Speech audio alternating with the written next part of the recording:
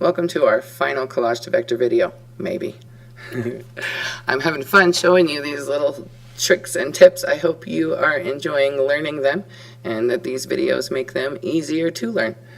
So this last video on coloring your vector is about gradients, and you can really do a lot with gradients. They can be quite powerful. So a few things to get set up with the gradients. You want to right click on the live paint bucket and go to the end here, this little arrow, and click on it. It actually tears out the menu. So you can actually tear off any menu in Illustrator and be able to, if you're using those tools a lot, be able to have it right there for you. So that can be a beneficial tool instead of having to go in and switch between these two all the time, which is what we're doing. So the live paint selection tool is a great tool. It allows you to select more than one area and really have it go together, because you'll notice that sometimes you don't get the areas selected that you think should go together. So these are actually pretty smooth and go together. But when I was working on this over here, the way I image traced it, it had actually broken up my background into several different pieces. And so what would you do if you wanted this background to be one cohesive whole? Easy. You don't have to back up and re-image trace. You just go to the live paint selection tool, and I'm going to click on the first section, and it's going to put this mesh over it. This is when the navigator really comes in handy. I like to get my navigator nice and big and kind of tuck it out of my way a little bit. Now I can actually see what's going on with the gradient, because this mesh kind of ruins my ability to see what I'm doing. So I'm going to hold down Shift and click on all of the little sections that would be considered what I would consider the background of this. Oh, be careful, I clicked on a line. So I'm going to click in here too, holding down Shift. All the little sections. You can click on the lines and change their color as well if you want to, but for this I don't want to. Make sure you're grabbing the spaces inside. If I click there, it's actually on the edge of the line, so I go inside and click all the way in the space. You can actually click on the lines and change their color too. That becomes a little unpredictable. Okay, so I'm going to click on things that I think are background. Okay, so now I have pretty much what I would think of as the background in here. So now I can either activate a solid color, and it's going to put it all in there at the same time, but really where this gets cool is using this with gradients. So a few different ways to get gradients. You can go under the swatches and choose a gradient. And then it will get you here into all of the different gradients. There are lots and lots of different gradients. You can also open up the gradient window, and I definitely advise that everybody tries this. The preset gradients are fine, but you can do a lot with them.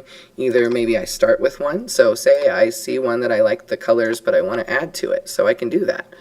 So I click the gradient to activate it, and it will pop it open, and you see it changing here in my navigator. This is why it's useful, because the mesh makes it a little bit hard to see what's going on under there. I like that one. I sure like these teals though. So see, you can really play around and experiment with different gradients and different effects, but you notice, and this one you really notice, that it's putting that gradient each time in these sections.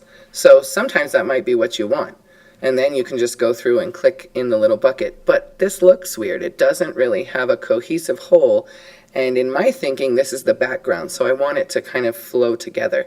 So now what I'm going to do, right, I have it selected with the live paint selection tool already, all of the different areas. Now I'm going to go to this gradient tool over here in the tool palettes, and then wherever I click and how far I drag is going to determine what happens with the gradient. And notice now it all behaves as if it's in one. So then I can go back to some of the ones that I liked, like this one. See, it's putting all the little circles individually.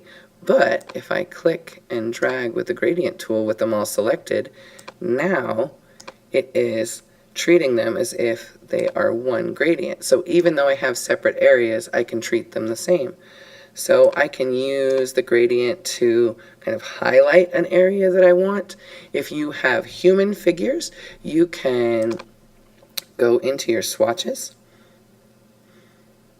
and look for skin tones and build a gradient based off of skin tones. So I'll take, usually a set that's here, so you can drag any colors into the gradients and any colors out of the gradients. This is set to radial. That works really well with eyes. You can take black and put it in the center and see if it's not in the right spot. You just put it in the center, and that can give you the look of like a pupil. But for this, if I'm trying to create skin tone, I might want a linear instead of radial, and then it creates kind of a skin tone. So really, I encourage you to explore the gradients. Again, just like the patterns, you have to be careful. It is possible to overdo gradients and have a picture just be like gradient, gradient, gradient all over the place and make it kind of visually overwhelming. So you want to think about balance. So if I did gradients in the background, and now to click out of this, I could just go to my selection tool and it'll just deselect, and now the whole gradient is nice and smooth and spread out between the entire background instead of separately, awkwardly in those little images. So you can use that to create the illusion of highlights and shadows, to create the illusion of depth and three-dimensionality. Gradients are pretty cool for that kind of illusion. Think about anime artwork. There's not a lot of shading, but just the change from a light shade to a dark shade creates that illusion of depth and three-dimensionality. So if I had a bunch of gradients here now, then I might think about using some solid colors. So I can go back to my swatches or go over here. And remember, you can always click and find your own colors as well in the color picker. You just click on your fill color and you can drag this around here. You want to be careful. Anytime you see this exclamation point come up, it means that out of gamut means that the printer can't match that color exactly. So you can click here and it will get to the nearest color for you, or you can just move around until it goes away. So now I might come in and do some solid colors to balance out all of the gradients in the background, maybe add some subtle patterns and things like that. It's really up to you. Again, this whole project is about learning your tools and getting comfortable with lots of different tools that will be useful to you, hopefully throughout all of graphics time. So really take advantage of this opportunity, play around. Even if you don't want a bunch of gradients or patterns, try some, and then you can turn them back off.